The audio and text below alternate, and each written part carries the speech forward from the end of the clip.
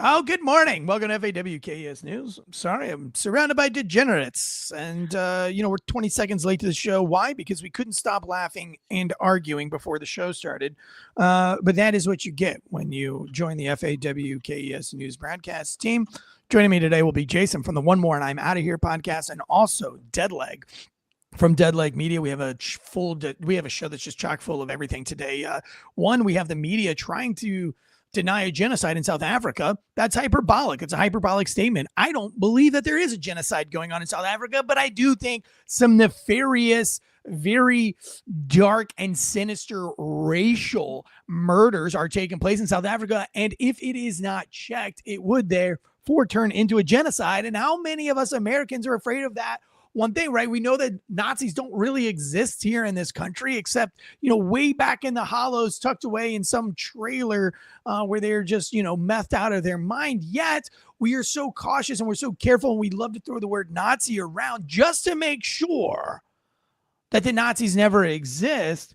However, when it's going on in another country, in South Africa, or it's any other race, for some reason, our government likes to turn a blind eye, and our media likes to turn a blind eye, and therefore society does. But is that what's good for the world? Is that what's good for other people, especially if you're a bleeding heart? And I think that's kind of the point today, is that we don't have bleeding hearts for the sake of bleeding hearts. We only have bleeding hearts that bleed for politics. And so I want to talk a little bit deeper into that. Also, we have this RFK Jr. autism thing. Again, going back to bleeding hearts. You're only bleeding heart for politics. You're not bleeding heart for the kids that are actually suffering from autism, the kids that are being overdiagnosed, that are being overmedicated, that are being poisoned by big corporation. And that's what's funny. Rage against the machine. Rage against the machine. Except unless it goes against your political beliefs, then by all means, continue to poison our children, and let's continue to allow mainstream media to just boldface lie and manipulate. And that is why we exist. FAWKES solely exists is to show you where mainstream media is blatantly and overtly trying to lie to you. And this is not about being pro-right or pro-left. It's about being anti-big governments and the big machine. This truly is punk rock, if you will. Oh, we also have some kind of emotional overload from Trump, according to Putin, that I think is laughable, but I'll like to talk about it. And then I just want to touch again on today's show, and maybe we do a second episode if we don't get to this. So stand by. If we do not get to this, then we will do a quickie right after this. But I want to talk about Dan Bongino. By the way, the reason why I want to call him Don is because it's always in my brain. So is it Don Bongino or is it Dan Bongino? And I think since the beginning of time, that's where my brain goes, and I've confused it. Dan Bongino and Kash Patel. There's some fun stuff to talk about here. Not sure we're going to get to it in this particular episode, but I promise if I don't, I'm not going to spread this out past an hour. I will end this and do a quickie tonight, and it will go out this evening. I promise. Because I do think it is something fun that we can talk about. I would like to do it with a live chat. So maybe let's do this. Let's do 3:00 Eastern Standard Time in the live chats. Let's just call it now. Let me just call it now. 3:00 p.m. I'm going to do a live show, and it's just a quick live. But I want to talk about Dan Bongino and Kash Patel and some of the wishy-washy secret squirrel, flippy floppy. Are they a plant? Are they not a plant? Are they sold out, or are they playing the game? Ooh, there's a lot to talk about there. So let's do that at 3 p.m. because there's just too much into that. I want to have fun with it because I have multiple theories. Some theories side with Dan and Kash. Some theories go against Dan and Kash. And they're all at the end of the day theories, but that's what's fun when you're a free thinker, is you're allowed to talk your way through critically think your way through conspiracy theories and see what the most probable, the Occam's razor, if you will, to the whole scenario. What is the most likely case? And that's usually what it is. So that, I think, will be super fun, and it'll be a good treat for our live audience. Today's show is brought to you by ghostbed.com and factormeals.com /Wolfpack50OFF. Now, listen, real quick before we get into this, and I bring up, this is our last month with Ghostbed. It has ended. I got the call last night for the summer, for the quarter. We might pick them back up in the fall, but after 6 years, Ghostbed's revamped everything, revamped the website. And so the promo code Wolfpack is finally gone. It was an emotional phone call last night. It was great because we have such a great friendship. But I have a lot coming, guys, and we're going to talk about it later at the end of the show. But there's a lot coming up. There's more to the picture than this, but I want to send Ghostbed off properly. And so this is your last chance to use the code. Go buy a sheet, go buy a pillow. Let them know how thankful we are that they've been with us since the beginning of time. So thank you so much, Ghostbed. Okay, let's go ahead and bring on Jason Kiefer from One More and I'm Out of Here and Deadleg. And let's jump into today's topic of discussion. This is a live chat on YouTube. We got Mer530, Low Rin, Will Cray jumping in the chats. They're starting to fill up. We got Bone Cold, Fleas Austin coming on up in here. Thank you guys. Good morning. I'm not going to keep going, scrolling up, but Mer530 says, myself, I don't care about Epstein. I care about the people in videos and notebooks. Who knows if that will happen? I get it takes time to filter things out and make good cases. Well, Mer, hold on to that thought and hope you're available to be in the live chats at 3:00 because that's one of my theories, actually. Just one of my theories. So watched a really good movie last night called The Black Bag. Have you guys seen it? I have not. I've heard of it. Really funny that I saw it last night because I had already planned this show out. Josh and I had this show planned out it was Monday that we had the show pretty much locked in. Tuesday, kind of added a couple of more things. Then I watched The Black Bag last night, and it was all about like espionage and counter-espionage and this team of spies, if you will, that hold governmental secrets. And it's just, there's a lot of who's lying to who and who's being bribed by who. And the funny thing about that is that is the way it is. If you ever watch the movie Shooter, I always like to think, one of my theories, and I'm getting into my 3:00 show here, but one of my theories is that they drop hints through Hollywood on what's actually going on. And that's how they actually write these stories. It's guys like Dan Bongino. It's guys like me. It's guys like you have no idea. For instance, let's just talk about it at 3:00 this afternoon. Somebody stop me. Lock it up. Lock it up. So I can do that. Now he can't talk. So he can talk all he wants, and he's not going to be able to do anything. That's the great thing about being a producer. Now he's back. The producers always hold the power. They can mute me whenever I want. I did listen to a podcast one time, and I don't remember if it was, who was it? Might have been like Rush, could have been Glenn. No, I can't remember who it was. But to be fun, maybe it was Joe Rogan in the early days. I can't remember, but the producer muted him to be funny. Oh shit. And the dude was like mid live stream was like, if you ever do that again, I'll fire you. No, he's like, no, listen, I'm not even playing with you. Don't you ever mute my mic ever again. And I was like, that shit's going down. And it was like super awkward. It's like Office Space where it's like, what's his name? Doug? That it doesn't matter. It doesn't work here anymore. It doesn't work here anymore. Yes, Armory Knight says, Eric, the CIA directly tells the news agencies what to report on. Yeah, you're 100%. There's a big news drop that comes out from the White House, has from all time, and people pick and choose from that list.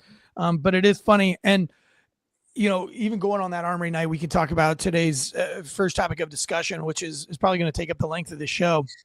And it's this Trump ambush on President Ramaphosa from South Africa. And I think this is a big news story. And here's why I think this is a big news story, because anytime that the media is lying to you directly, anytime that the media is overtly trying to manipulate you, there's more to the story. I'm not telling you that I have the whole story, because I don't. But I can tell you that I have been following independent journalism for a very long time, 6 years now, like intently for a job. And that's why I started FAWKES News, because I can put the pieces together and then I can spoon feed them to you. But it's I can take the pieces, the puzzle pieces, and I can organize them into a box, but you still have to put those pieces together. You, the listener, still has to put those pieces together. So when I saw this story of Ramaphosa, what it took me back to, and the reason why I ended up going down the rabbit hole that I went with Ramaphosa, is because I served with a South African in the mid 2000s, and I became very close. I worked on some special assignments, some special projects, and so I spent a lot of time with this guy. Not months and months, but like weeks and weeks. Like, I'll be with him for 3 days doing surveillance. Maybe 2 weeks later, I'll be in another surveillance van with him, things like that. Or maybe, it will loosely be working in special projects together. And so I had a lot of time to talk to him about South Africa. And I asked him why he left South Africa and came to the United States and chose to do what he's doing here. And he said the real reason why his family left South Africa was because they were going to be murdered by black people. That were his exact words. And I said, what? And I didn't even know anything about apartheid or any of that. I wasn't familiar. Are you guys like super educated on apartheid or anything like that? You guys? No. I found out my wife is. Like, my wife did a whole paper on it when she was getting her master's degree. I had no idea. She's right. She's written and read everything. Smartest lady I've ever met.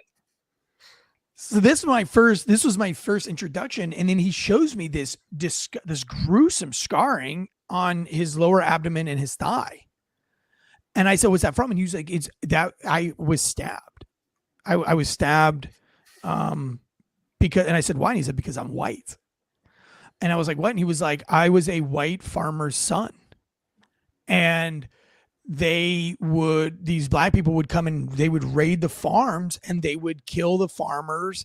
And we ended up fighting off the farmers. And I want to say, like, maybe his dad killed one of them or something like that. I can't remember the whole story, but this was, again, mid 2000s. At this point, 15, almost 20 years ago that he told me this story. And so I was very like, wow, that's crazy. I had no idea that South Africa was like that. And he said, yeah, they are trying to eradicate white farmers.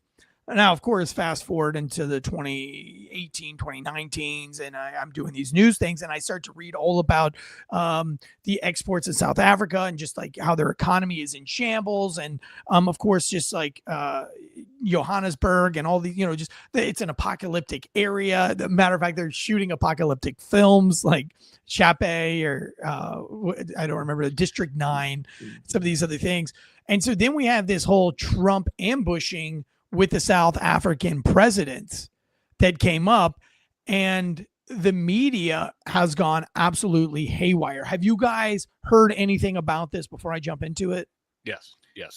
We covered it a little bit on One Word. I mean, not to. Before we get into it here, because I did not listen to that episode of One More and I'm out of here. I mean, take your time or hurry up. It doesn't matter. What was you guys' consensus before we get into my consensus? What was you guys' consensus of the whole thing? What was your opinions? Well, I thought it was amusing how the media spun it, because again, I've said it on this show before, Orange Man is bad, and he's such a bad host, with the whole Zelensky meeting in the Oval Office, and then how he throws those videos up. But watching the facial expression on the South African president, it was like utter shock, like, oh shit, I didn't know he was going to have this, Like, he's got, these videos now, wherever these videos came from, how long, because I've heard that they're longer, taped longer ago. I don't know that for fact, but I do. Orange Man being bad, the media jumps all over it. Oh, well, he's just such a bad ambassador for the United States. That type of shit. Yeah. Josh, do you have an opinion on it so far? Well, because every time the media says something's not happening, I just go, oh, it's probably happening. Or if they say, oh, this isn't happening, oh, yeah, that's probably happening. So whatever they're saying is not going on is actually probably going on. On that, like you said, I've been hearing about this since the late teens of the 20 teens, that this has been a problem. Not just a problem, like I say it like that, like nonchalant, it's a problem that they're just killing people because they're white farmers. But this has been going on for not 1 year, not 2 years, but at least over a decade at least. So it's not like, hey, this is something shockingly new. This shouldn't be a shockingly new thing, but it's to say it and then like, okay, well, I'm going to have the receipts for it, and then I'm going to force you to talk about it because we're going to be in the Oval Office. Yeah. So for those of you who live under a rock, which most of you do, that's why you tune into FAWKS News to learn about it. Hopefully a lot of you guys aren't listening to mainstream media, but let me play you a few of the clips, but I'm going to play them in their entirety because I don't care about ratings and keeping you. I care about giving you the truth and the whole truth, and not just giving you the parts that prove a point. And you know that from this show that I play out in length. So sometimes maybe it is a little bit boring, but if you want the whole story and you don't want to leave this saying, was I bamboozled? Was I sold to by another media guy, by another journalist guy, another independent media wannabe? Was I sold to, or do I really have everything that I need to make to make an opinion or a hypothesis that I can stand by, that I'm confident in? So let me play this for you. What would it take for you to be convinced that there's no white genocide in South Africa? Well, I can answer that for the president. It's, for him, no, seriously. I'd rather have him answer. Our president will respond to you. Thank you, Mr. President. It will take President Trump listening to the voices of South Africans, some of whom are his good friends, like those who are here. When we have talks between us on the quiet table, it will take President Trump to listen to them. I'm not going to be repeating what I've been saying. I would say if there was Afrikaner farmer genocide, I can bet you these three gentlemen would not be here, including my Minister of Agriculture. He would not be with me. So it'll take him, President Trump, listening to their stories, to their perspective. That is the answer to your question. But Mr. President, I must say that we have we have thousands of stories talking about it, sure. And we have documentaries, we have news stories, and is Natalie here? Somebody here to turn that? I could show you a couple of things, and it has to be responded to. Yeah, sure. Let me see the articles, please, if you would, and turn the lights down. Turn the lights down and just put this on. It's right behind you. Johan. There's nothing this parliament can do. With or without you, people are going to occupy land. We require no permission from you, from the president, from no one. So he's now like, what is this? What Trump is saying, for the audio listeners, he's saying, just hold on. You need to pay attention to this because, and I'm going to show you what was on their screen. I'm going to show you the clips of Ramaphosa saying, kill the boer, kill the farmer. Like what this guy is saying is that there's no call for genocide. And the other problem with this, well, let me play it and then we'll talk about it. We don't care. We can do whatever you want to do. Who are you to tell us whether we can occupy land or not? We are going to occupy land. South Africa occupy land. That's who we are.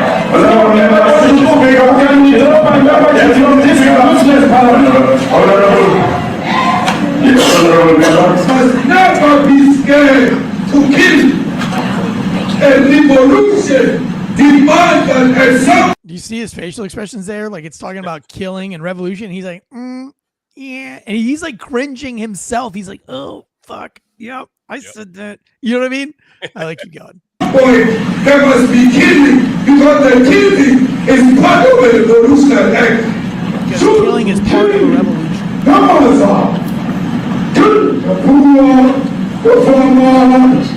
Kill the poor, the farmer. And I like how the media says that he stayed calm and he had a great demeanor. He's freaking the fuck out. I don't get again, that's not calm. Like he's literally, he can't sit still. He's shifting in his seat. He's looking at anybody in the room that's an ally to him for out of desperation because you can't hide from what he's saying. And the media doesn't even tell you what he says. We're going to play all of it for you and exactly what the media says. But here we can hear them talking about killing is necessary. Kill the farmer. There has to be killing to have a revolution.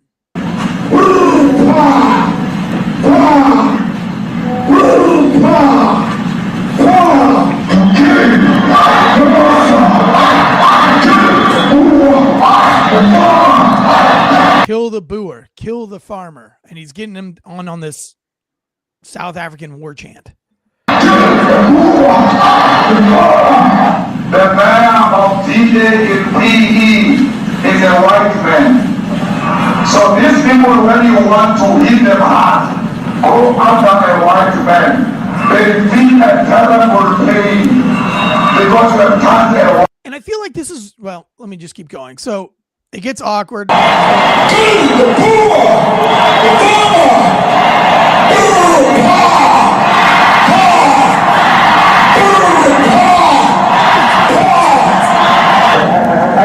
So you see what happened there. Let me just keep going though, because I want to bring I want to give this unit a totality before we start talking about our opinions on it. Let me just continue here. These are burial sites right here. Burial sites. Over 1,000 of white farmers, and those cars are lined up to pay love on a Sunday morning. Each one of those white things you see is a cross, and there's approximately 1,000 of them. They're all white farmers, the family of white farmers. And those cars aren't driving, they're stopped there to pay respects to their family member who was killed. And it's a terrible sight. I've never seen anything like it. So what they're doing is they're showing you a picture for the audio listeners. What it is that Trump is referring to is they lined white crosses.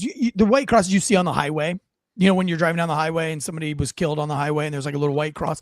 Imagine that, but they span the white crosses on both sides of this main road to show you how many white farmers were killed by, black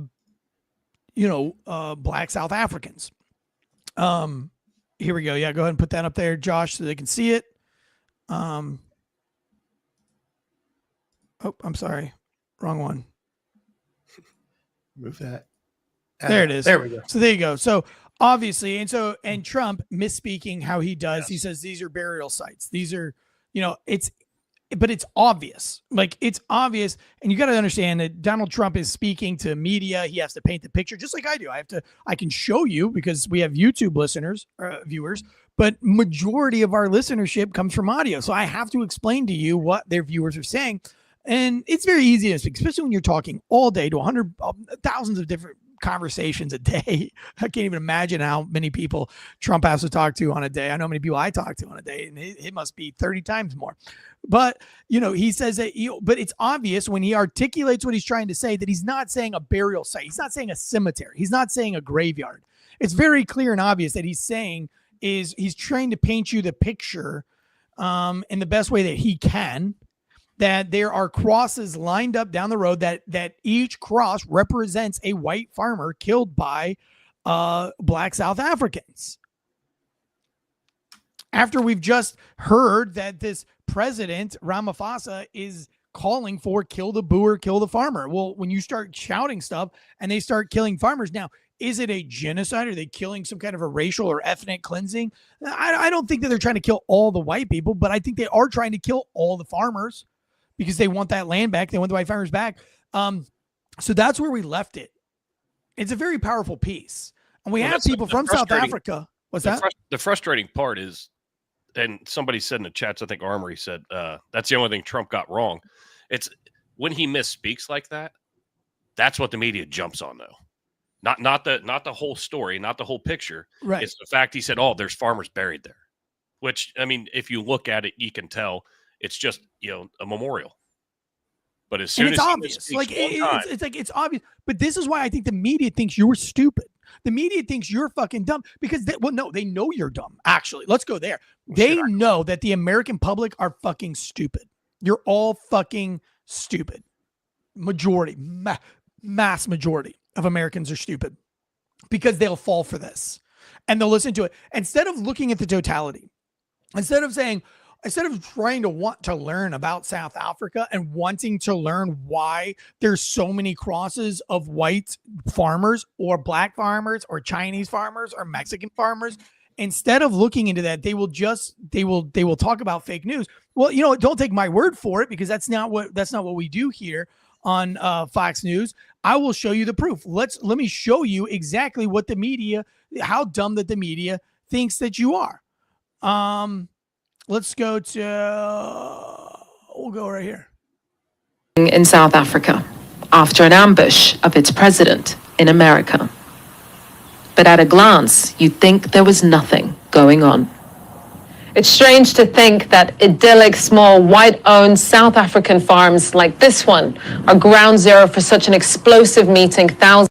By the way, if this was a hurricane that they wanted to be like super dramatic, they would have found a huge ditch full of water and stood in it to try to make you think that the ditch was flooding. So they find the most peaceful village, the most place on the outskirts of town that they know they're not going to get in trouble, that they know that they can, and then they do their interview there again, because it's all about an emotional response. It has nothing to do with the actual truth or facts. Thousands of miles away in the Oval Office. But what happens here and how it's represented is fueling President Trump's claims of a white genocide. It's interesting to know. When we last spoke to Vani, he was happy white farmers were being offered protection by the U.S. We had a lot of break-ins. After the meeting at the Oval Office, he's elated. What did you think of the White House meeting? Americans will call it a whipping. I will say immediately, we are not in genocide at this stage. We are suffering from crime, and they are targeting the white people, but because they're a little bit more affluent than other people. Few days. Right. So they're saying that everything is good and it's peaceful, but then this guy is like literally saying like, we feel protected now. And they're a little bit more affluent than the other people. Like now they're just doing property crimes against white people. It's like they've calmed down. We're not a genocide at this stage anymore. You get what I'm saying? Yeah. It's like they stopped the bleeding, and the media tries to make it seem like they were never bleeding in the first place. Yep. But it gets worse. It gets way worse. Let me show you what BBC, how they report on this again. And this is what the mainstream consumer is consuming. This is what they are hearing. There's one thing that he said that I had a question of it. How many people have to die before it becomes a genocide? If people are dying, then yes, it's a problem. And if people are dying, there must be a proven intent on the part of perpetrators to physically destroy a national or ethnic, racial, or religious group. Oh, so it's purposely because they're white and they're farmers and they're being killed. That fits the definition of genocide. Yeah, I mean, it totally does. Can't argue with the facts. Let me see what BBC News says. Office between US President Donald Trump and his guest, South Africa's leader, Cyril Ramaphosa.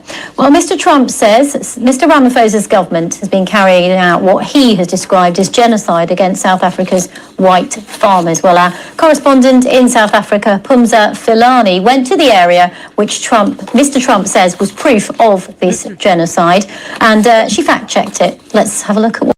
So you see how like the little tiny nuances that the news is trying to feed you. One, they're calling him Mr. They won't call him President. Yeah, but they'll call this guy President Ramaphosa. They'll call him President Ramaphosa. But they won't call Trump President. And then they're going to talk about that they're going to go to the same place as this other news agency. So all the news agencies, they're all in cahoots. They're all trying to paint you one picture. You're the one that has to ask why. But let's see what they have to say. What she found. Kill the white farmer and take their land. A diplomatic meeting turned ambush. America's Donald Trump makes incendiary comments about what it's like to be a white farmer in South Africa. These are all people that recently got killed. His counterpart, President Cyril Ramaphosa, uncomfortable but composed, sits through the so-called evidence. Comfortable and composed. Would any journalist, like anybody out there that wants to be an independent journalist, or anybody that has half a fucking brain, would anybody say that he sat there comfortably during the whole thing? Absolutely not. He was writhing in his seat. It was like he was sitting on thumbtacks. I mean, my God, the guy was rubbing his face. He was biting his lip. I mean, he gave up every indicator that he was. He even at one point hung his head low, like as in like, fuck, you got me. So, but again, the media will sit here and tell you that he sat there comfortably and maintained composure. No, that's not what happened. No, I got the look. Do you know what that look is, Eric? That look is, hey, I probably should have done something like the chores I was supposed to do, and Dad just came home and he's going to find out I didn't do them. Yes. That's that.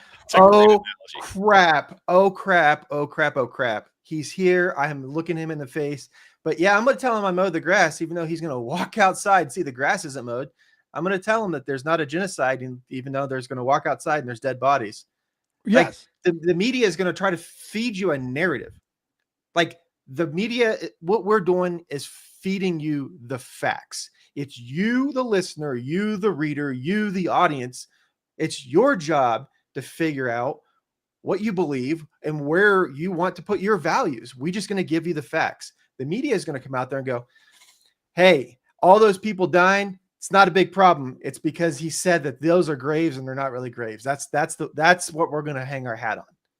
And then we're going to send people out to these farms and we're going to talk to a farmer and he's going to say, I don't know if it's genocide. You know, my neighbor down the road, he's no longer with us because they killed him because he's white and he's a farmer. But I don't know that it's that big of a problem because I'm still here. And then we're going to feed that to that's what it is. Just because I'm still alive, that if it's a problem, it's a problem. If it's not, it's not. They're probably going to go to the one white farmer that doesn't even have like a huge farm, like a big enough farm for anybody to give a fuck about. You know what I mean? Like, let me keep playing this. Of the claims. These are burial sites right here, over 1,000. We've come to the location shown in that video played in the Oval Office. There are no graves. There's no graveyard. Because anybody knows in their right mind that Donald Trump was not talking about a graveyard. He said they were burial signs. They are, you just like, he misspoke and then he corrected it. It made like at no point did anybody listening to this in its totality think that there was a mass graveyard. He never said mass graveyard. He said they were grave signs. And how are we supposed to know that they're on the exact fucking spot on the road of where those were? I mean, just hypothetically. They could be half a mile up, north from where. Right. It's obvious when he shows the video what it is. No normal person that doesn't suffer from some kind of, disease like Biden has would be like, wow, that I can't believe they just buried them right next to the road and put their grave sites right now. Like nobody would think that. Like it's obvious that this is a statement, a symbol. It's when you drive by the Catholic Church and you see all the shoes, the little baby's shoes, every year when they're trying to show you how many abortions are committed every hour in the United States, nobody drives by there and go, oh my God, 1,000 babies were murdered right here and aborted right here, and those are their shoes. I just think if they spent this much time and effort reporting on everything else that he talked about in that meeting. Yes, thank you. No shit. Okay. Look, these are not the grave sites. These are the grave sites. Yeah, let's go to the grave, or let's keep going. Let's see what she has to say. In fact, we now know that the crosses in that same video were part of a protest organized by a local community after the death of a couple that was killed here. Okay, how can we spend this? Ready, go. Shown in that video played in the Oval Office. There are no graves. There's no graveyard. In fact, we now know that the crosses in that same video were part of a protest organized by a local community after the death of a couple that was killed here. We're looking at Glenn and Vida Rafferty. Roland Collier, a farmer, is their nephew and tells me he is still haunted by the gruesome find. They'd ransacked the house, broken open the safes. It was quite a hectic scene. Despite the misleading use of the video, he says he's pleased violence on farms is receiving attention. So will he be taking up Mr. Trump's refugee offer? No, I wouldn't. At this stage, I would definitely not think of going. I still love this country enough to be able to stay. I don't get it. I don't get it. Like your argument is like what you have to be an absolute moron to believe any of the like this guy's literally telling you that his family was murdered. Ransacked. It was gruesome. It was gruesome. They took everything out of the safe. I still am haunted by those, but it's not big. It's not a big problem. But I don't want to change anything. I know it's just a protest because just protest. That's all it was, Eric. It wasn't because someone was brutally murdered in their home. Yeah, because of their oh my skin God, color. these people are insane. Hold on, let me keep playing this. In a nearby village home to farm workers, residents were shocked by false claims this was the site of a white genocide. Bethwel Mabaso was born here. I've lived here since I was a little boy. And oh, so what's accused is that black people are killing white farmers. And you've had two white farmers on two different media sources saying that there are murders and there are crimes based on them being a white farmer. So we're going to go do a black farmer who's going to tell you everything's okay. this is a peaceful area. Nothing like those murders has happened in this community since. And in South Africa, they're already murdered. Like, you can't murder them twice. You can't die twice. So we're good. We're good, Eric. No harm, no foul. Penalties offset. You get the farm. Are you fucking crazy? Are we? a country still recovering from a painful history of segregation, Mr. Trump's political baiting has reminded many of how delicate race matters can be here. BBC. Okay, so you're admitting that race matters can be delicate and they can lead to awful things. Like being killed because you're white and you have a farm? Like yelling, kill the booer, kill the farmer, and then they go and kill. But like, if we're going to care, then let's care. Like, if you're not going to care, if you're just like, let South Africa do that, but like, don't condemn President Donald Trump and don't misuse his words or manipulate the American public to decide whether they should care about what is in it in our media. Why does our media care what you think about South Africans, farmer or the farmer situation? Why do they care about South Africans' economy, which, by the way, has been a big topic of discussion over the last 15 to 20 years? How they need help. Like, they went from being successful to not being successful. And if we're going to, it has nothing to do with the color of people's skin, but it is how people act and how people. Do we want this to be like another like Myanmar type situation? Like, has Myanmar ever been successful ever since they started their religious and cultural murderings and genocides and mass killings? How about the Congo? How about all the mass killings over in Somalia or anywhere else? You know, you don't see them making movies like Tears of the Sun or, you know, some of these other Black Hawk Down movies about, you know, Chicago. Well, both the people that they interviewed were separate. Those are separate pieces. Both of the people that interviewed said, maybe, no, it's not a genocide. They both said that, but then they turned around and both said, yes, my neighbors are being killed because they're white farmers. So, and then they turned around and also said, well, it's not a genocide, but I'm glad that there is a lot of attention on the crimes that are happening here. Like, how you can't hate the media to spin it one way or the other. Like, they're dead. Did I? Did that not happen? All right. Well, how do we spin this? Well, tomorrow we'll just ignore it and say, let's see what Ramaphosa has to say to the media. Okay. Mr. President, the Pentagon announced that it would be accepting a Qatari jet to be used as Air Force One. What are you talking about? What are you talking about? You know, you got to get out of here. What does this have to do with the Qatari jet? They're giving the United States Air Force a jet, okay? And it's a great thing. We're talking about a lot of other things. This NBC trying to get off the subject of what you just saw. You are you're a terrible reporter.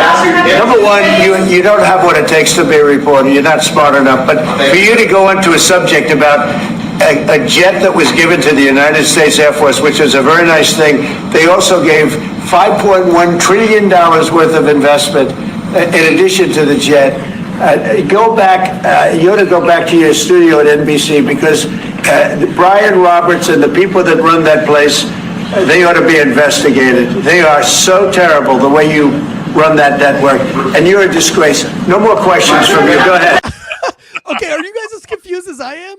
Good. You just should got be as confused as I am because we literally just went from seeing all the genocide. Ramaphosa is going to reply. He's going to say something, and NBC swoops in and saves the day by going, Mr. Trump, what about the jets that are coming from Qatar that the Qatar gave it to the jets? And everybody's like, I mean, is this not blatant manipulation? Like, how do your friends, how do the people, how do regular everyday people, how do we even have the argument that the media isn't trying to manipulate? Why is there still people trying to defend mainstream media when, like, clearly, I mean, this is like, it forces people to think, Eric. They have to think. You have to think, look, the media is in cahoots with the government. It doesn't matter which side of the government is, but the media is in cahoots. There is a financial benefactor here on the back end of this. There's a reason why they'll want to cover one thing or not cover another. There's a reason why they'll want to spin a narrative one way or not spin a narrative another way. I would be willing to bet, not to just get off the topic here, you go back and look at every time before there's a mass shooting or something that's a mass shooting happens and we're going to go this big push for gun control or we're going to go for body camera. Who invested into this lobby beforehand? Who invested in the Axon beforehand? Who invested all these different companies beforehand? Who's going to benefit from this? Who's benefited from this on the back end? Because there's a reason why the media is just not just going to steamroll just past this. People are dying. That in itself is a sensational enough event that will get people riled up. You see the three of us, we're riled up because people are dying. Doesn't matter what people are dying or why they're dying senselessly. Now they're being dying because they're targeted because there's their skin color. I don't care what skin color they are, but we're going to target them because their skin color. That's wrong. And then we're going to just steamroll over it just because why? Because they're white and why doesn't did fit a narrative? Why did BBC cover the Civil War in Myanmar so closely and talk so much about the genocide and try to uncover and get the whole world to understand a genocide only to when it happens in South Africa when you have a significant amount of crosses. And again, these aren't like the same type of people that are in Myanmar. They're not the South Africans. They're not used to living in a war-torn country. This is something new and recent, in the last 30 years. And so, but like, we're all just gonna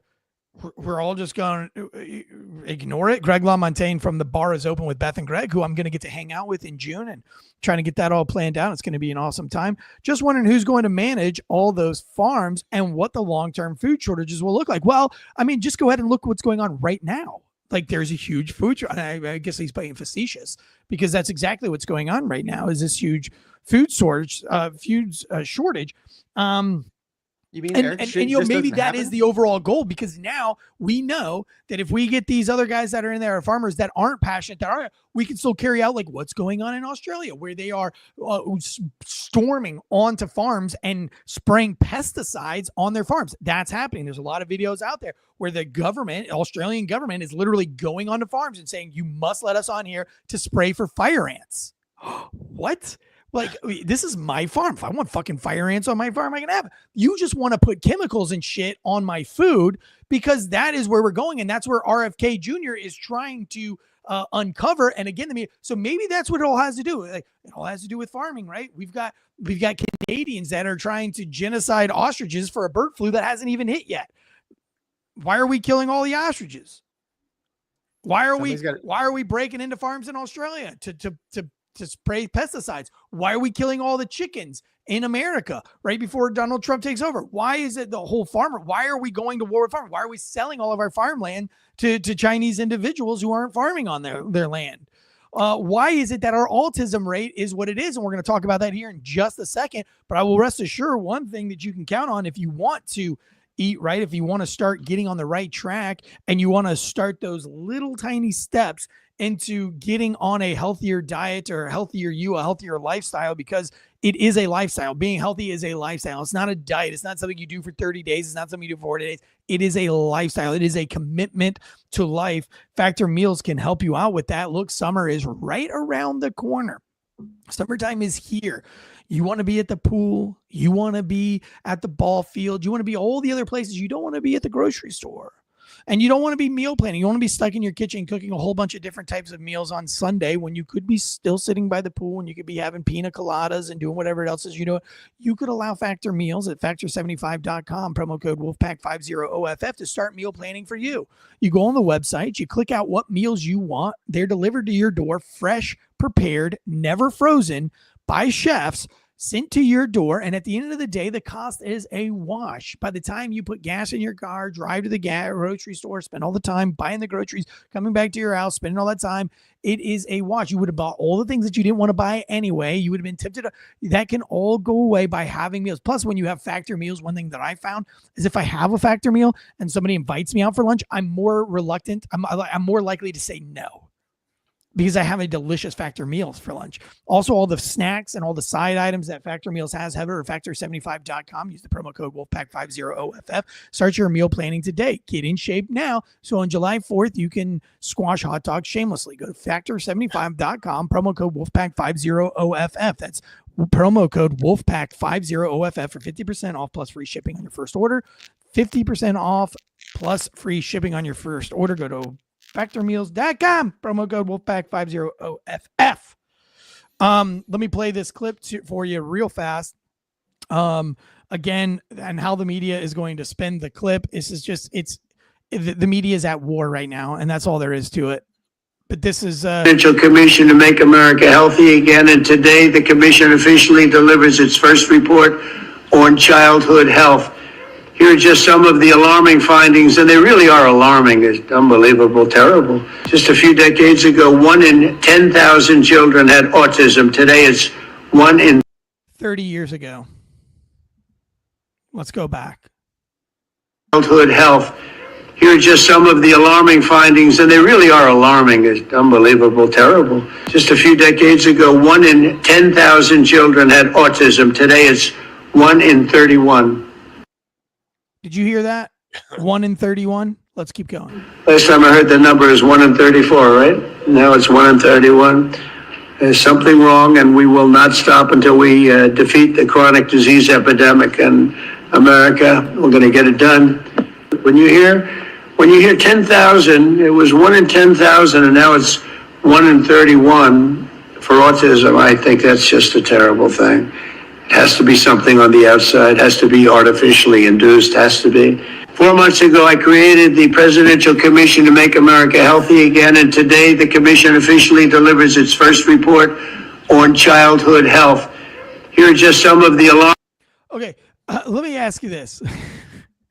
Well, I've seen on Facebook after this speech that autism is not a disease. Autism is not a disease. It's so okay. You don't want to know why 1 in 31 kids have autism. Let's say he's exaggerating. Let's say he's exaggerating 100%. What's 100% of 30? 60? 100% of 30 would be 30. No, I'm saying, but like if you times that by 100%, 300. 300. Okay, so let's say he was 100. Let's say he was mistaken by 100%. Like he's 100% wrong. That's 300. 1 in 300. That's still. It's still a huge number. Really fucking bad. Yeah, exactly.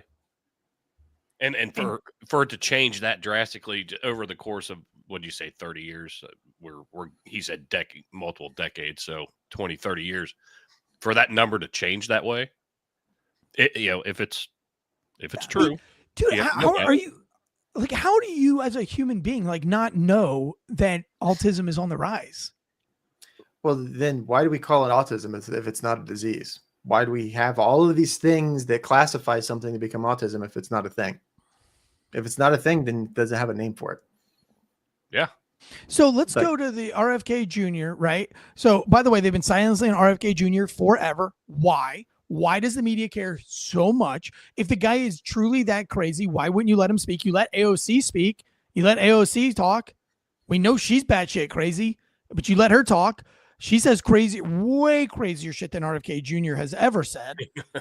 Corrine Brown, that one dude from Utah that talked about fucking a whole island capsizing. You let them talk. You give them interviews. Why are you silencing RFK? Why did you remove him from YouTube? Why did you remove him from all social media platforms? And so now you have RFK Jr. coming out with his Health and Human Services research that he hired out, that they did this big search on why we all know that we can all agree that autism is a problem. But when you go to Google, RFK Jr. autism, what comes up? Do you think, if you type in right now, do it for me, pull it up, Josh, pull it up. Type in, type in President Ramaphosa genocide and show me what comes up on the Google searches. You will be graded on your genocide. Huh? He will be graded on his spelling. Don't worry about the spelling. I mean, fuck him. It'll correct it for you. Just trying to prove a point here. Just trying to celebrate it. Pull that up. Pull it up. It doesn't matter. Misspell it. It will probably help me out if you misspell it. Right, exactly. Give me the first three websites that pop Trump up. Reuters, Trump confronts South Africa. BBC, Trump ambushes South African leader. Okay. Reuters, a fact check of Trump's false claims. BBC, fact checking Donald Trump. NBC News, in a tense meeting. NBC Trump News, BBC, who else? Guardian, YouTube, ABC, PBS. Okay, CBS. Okay, great. Now I want you to type in like here we'll even because I want to be fair. So just type in like Jake Tapper Biden cover up.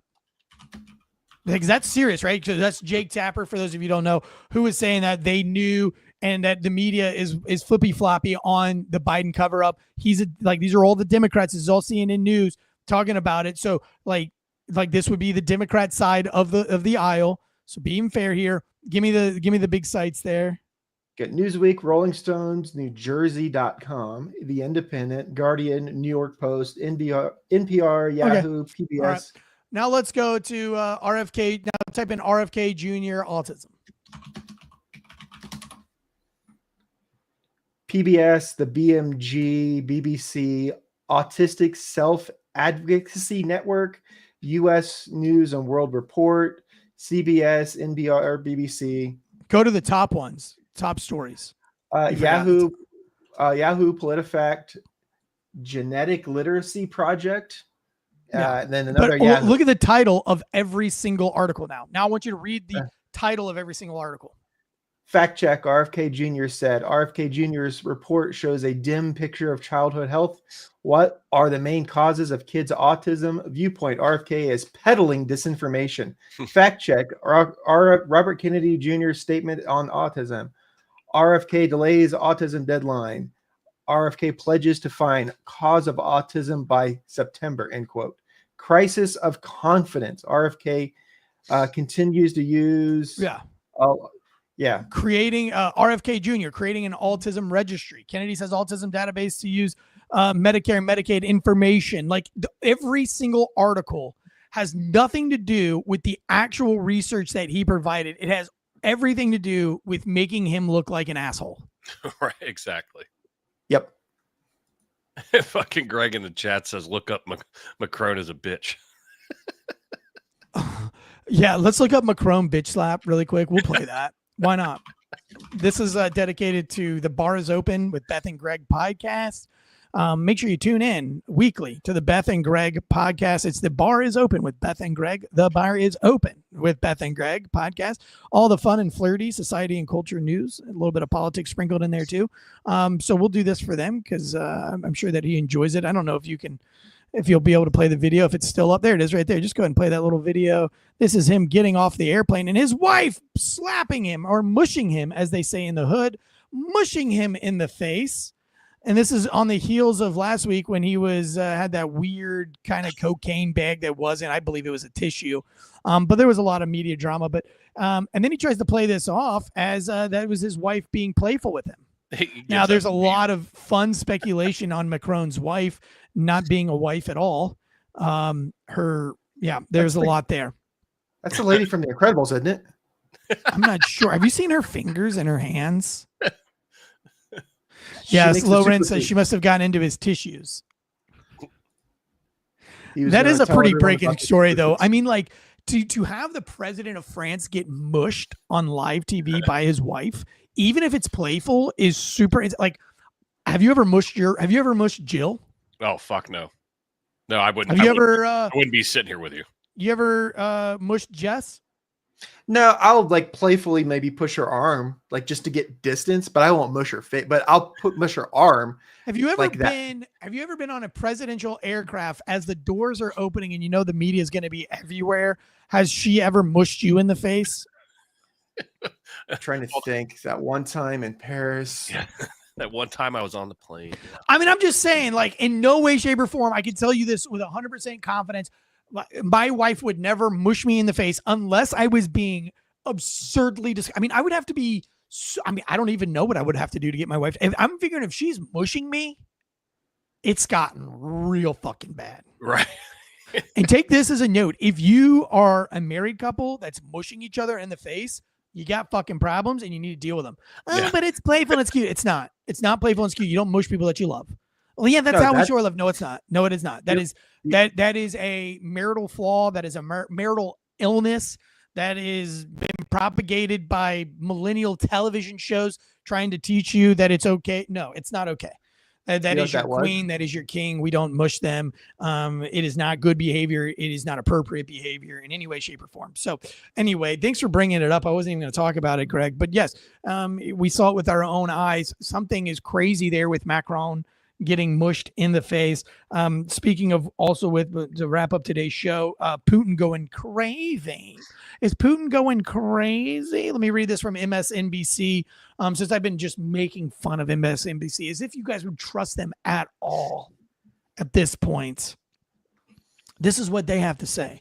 While thanking Trump for helping start the negotiation process between Moscow and Kyiv, Kremlin spokesman Dmitry Peskov said these talks went hand in hand with an emotional overload of absolutely everyone with emotional reactions. So they want to talk, the media just wants to spend all of this as in emotional reactions, trying to stir the pot, trying to make Putin think that Trump is calling him crazy and all these things. Listen, when you do that many drone attacks and you escalate so quickly, there's something more to it. Just tell me this, and I'm not a Russian sympathizer, please. But at the end of the day, you cannot fix problems if you're not willing to admit. You can't fix a car if you can see the transmission fluid leaking, and we go through the whole car and say, but we changed all the tires, we put new belts on the car, we fixed the AC, all the leather seats have been replaced, we've done it all. Well, have you checked it? Don't worry about the transmission. Stop trying to sympathize. Stop trying to not sell me this car. I want to buy this car. The car is impressive. Stop trying to just get. No, I'm telling you that if I'm not trying to talk you out of buying the car, what I'm saying is like you're not going to be able to go very far down the road if we don't address this problem. No, you just hate me and you don't want me to have the car of my dreams, Dad. You know what I mean? That's what this is like. This whole thing goes back to me. And so it's like, what's the real problem? And the real problem here is that you have Zelensky, who he cannot be trusted. And every time that there's these peace talks, Zelensky reneges on the deal every single time. Mm-hmm. Yeah. And at what point do you think that Putin is just going to take this on the chin over and over and over again before he gets quote unquote crazy? Well, I don't know, Eric. There might be a financial incentive for Zelensky to just keep going, because every time that he does that, someone opens up a coffer of money and we're just going to send it in and we're just going to leave it sit there, and it's going to be, no one's going to be able to talk about it. We're not going to audit it. We're not going to figure out where it's going to go. Nothing like that. It's just, it is what it is. Well, it's even easier than that, Josh. I mean, it's like if the media didn't know that Putin's helicopter was targeted in a drone strike just a few days ago. Well, geez, don't you think that would make you a little bit fucking crazy? Oh, absolutely. I mean, here we go. New York Post. We'll go for the New York Post. Why not? Putin's helicopter came under fire from Ukrainian drones during Kursk visit, Kremlin admits. So so they're going to spread all this stuff about Trump talking about Putin being crazy, or try to paint this picture that Putin's going crazy, but we're not going to talk about that his helicopter was attacked by drones a few days ago. Maybe that's fucking why. Tell the whole truth. Tell the whole story. I don't know. They have a pattern of doing this, Eric. Just, hey, there's a bunch of people died. But did you see this plane? Hey, all this stuff's going on with Putin. But yeah, did you see this stuff over here? Hey, all this actual problem over here. Shiny stuff. That's exactly. I was just going to say, hey, look over here, but never mind the man behind the curtain. I mean, it's all, and it's funny because Trump said Putin's lost his mind. I don't know what's going on with him. Blah blah blah. And then the Kremlin comes back and says, oh well, Trump's just emotionally stressed. So it's like it's this big ping pong. And I titled our one more episode yesterday, Trump and Putin's playground octagon, because they're fighting like they're fucking fourth graders. It's like, the media is fighting like they're fourth graders, making it that way. Yeah, the media is like the stupid little girl on the playground that's trying to incite all the bullshit, and you're just like, shut the fuck up, Karen, you little brace-faced bitch. You know what I mean? The adults are talking. Like the one in all the movies back in the day, the one little teenage girl, she's like, did you hear what so-and-so did? But then she goes to the other group and says, do you see what so-and-so did? Did you get the two groups fighting with each other? Absolutely. You know what I mean? That's the media. Yeah. And it's always, as soon as this peace talks come up, it almost seems like right after there's always this little bit of escalation. Why is that? It's so funny. Almost like you could plan it out. Like you could call the shots like Kobe, like this is about to happen. We're going to talk peace talks and we're going to drone strike something. Kobe. No, you Like, can't. yeah, can we not? Can we? Helicopters in the conversation. You can't bring up Kobe. Jeez, come on, have some class. Can we just stop being like celebrities flying around in helicopters? Like, if you're Putin, why are you flying anywhere? Have some class, dead leg. Bone Cold says, I'm not taking Russia's side, but I'm sick of the whole Russia illegally invaded Ukraine under false pretenses when we invaded Iraq under false pretenses. Well, Bone Cold, I've said that from the beginning. Like everything that Putin has done, the Bush administration did 10 times worse, or that Israel is doing in Gaza. Not saying that, like, what I'm saying is war is hell. And I'm saying that bad shit's going to happen in war. And if you're going to go to war, bad shit, corrupt shit, innocent people are going to die, but you can't hold one person's feet to the fire while doing the same thing. I don't believe in that either. So I don't believe that, like, listen, do I think it sucks that hospitals get hit? Sure. Were they targeted? No. And if you're going to say that Putin like legitimately targeted them, then how many hospitals did Bush target? Right? Because I mean, how many, if you wanted to technically call buildings, religious buildings or hospitals in Fallujah, and like you're technically doing in Ukraine, it would be about the same number, if not worse. Like, remember how many hundreds of women and children died in Fallujah on the week one of the invasion? Oh, but we gave them an excuse. We told them to get out. Okay, well, that's fine. I agree with you. They should have left. War is hell. War sucks. It's never going to be fair. But that was your complaint. But now you're saying that Putin didn't say the same thing to Kyiv? Like, it was pretty obvious that he was coming out of Kyiv. He made it pretty obvious, just like we did in Fallujah. So now I do agree with you. But it's hard to say those kinds of things because then people think you're like a Russian sympathizer or you're pro-Israel, you're pro-Gaza. It's like, no. I'm just smart enough to tell you that war is hell and that all sides are going to make, like, not everybody is a Hitler. Well, here's the other thing. Do you have to pick a side? I'm not signing up to go fight for Russia. I'm not signing up to go fight for Ukraine. Yeah.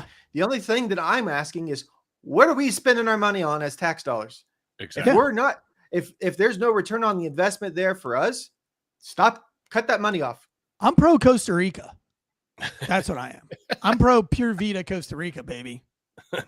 Right there. Don't fuck with Costa Rica. You'll get me involved. You'll get me passionate. That's how you get Eric out. Eric turns into a mercenary. I will fight for the freedoms of Costa Ricans. Rest assured. Guys, I'm going to meet you back here at 3:00 for a quickie. I really, really, really want to talk about this. The Dan Bongino. It's a fun and we'll keep it Dan Bongino. We'll get cutesy. We'll get cutesy at 3, as Dan Bongino would say. We'll get a little bit cutesy. It'll be cutesy time. Cutesy time is not over. Cutesy time is at 3:00 p.m. We're going to talk about Dan Bongino and Cash Patel. And are they actually flip-flopping? Are they assets? Have they been infected by big government, or are they playing 3D chess? Are they playing a game? A bunch of different theories and scenarios. I'm going to do it live. So if you want to come back here at 3:00 p.m. Eastern Standard Time and give me your opinion, again, we'll get fun and flirty with it. I'll see you guys back here at 3 p.m. for cutesy time with Eric right here on the Failure Stop I'm sorry, on the FAWKES. We do have Failure to Stop being pre-recorded for Friday. Join in. Also, Santana True Crime and the launch of Allie in the Archives is this Thursday. She has worked extremely hard. There's like daunting music. It's all scripted. It's all produced by Jonathan Bates and herself. Like, it is over the top. It is going to be the best true crime show out there. So you're going to want to tune into that. So go ahead and start following Allie in the Archives. Santana book is free on Kindle Unlimited. There you go. If you want to know what that book is, it's called A Murder on Campus. Here it is right here. The Professor, the Cop in North Carolina's Most Notorious Cold Case. You can buy it on Amazon. Yeah, you could get it for free, but help a brother out. You know, he spent years of investigative work and just so much time pulling affidavits and Freedom of Information Act and interviewing and traveling for these interviews. How much is the book? Fucking $12. Don't be cheap. Go buy the book. But if you are like, just, you can't do it, go ahead and you can get it for free. But whenever you do get some money, throw some money his way. Also, if you have a little bit of extra dough laying around, join our Patreon for some extra content. So much stuff coming down the pipeline on there. Also, everybody who pre-ordered Piglet and A Seriously Funny True Story, those bookmarkers will be going out here very soon. We've wrapped that deal up, and so I am just addressing by hand all of the envelopes, so it's taking me some time. But you can still order the book, by all means. Pre-order it, but I will not be sending you you missed the deal on the on the signed and autographed bookmarkers. So you can go to Amazon, though, and still pre-order the book, Piglet, A Seriously Funny True Story. Make sure you tune into One More and I'm Out of Here podcast. The bar's open with Beth and Greg. We got Santana True Crime. We got Allie in the Archives, and a lot more coming this summer. So it's going to be a great, great summer. Make sure you follow Deadleg on here, too. See you guys at 3 p.m. live today. Real quick, when's the next live for One More and I'm Out of Here? We're working on schedules. It'll be within the next, 3 days or so. Okay, bar's open with Beth and Greg. When's the next live? I think they might be this evening. Usually Friday or this evening. I think it's Wednesdays and Fridays, I believe. Wednesdays or Friday evenings. Okay. Well, I will put it out for tonight's show. I'll let you guys know. Have a great rest of the Wednesday afternoon. I'll see you guys back here at 3:00. Until then, G.I. Joe says is the best. Maybe you didn't know about the mass murders. We'll call it mass murders of white farmers in South Africa. But now you do know, and knowing is half the battle.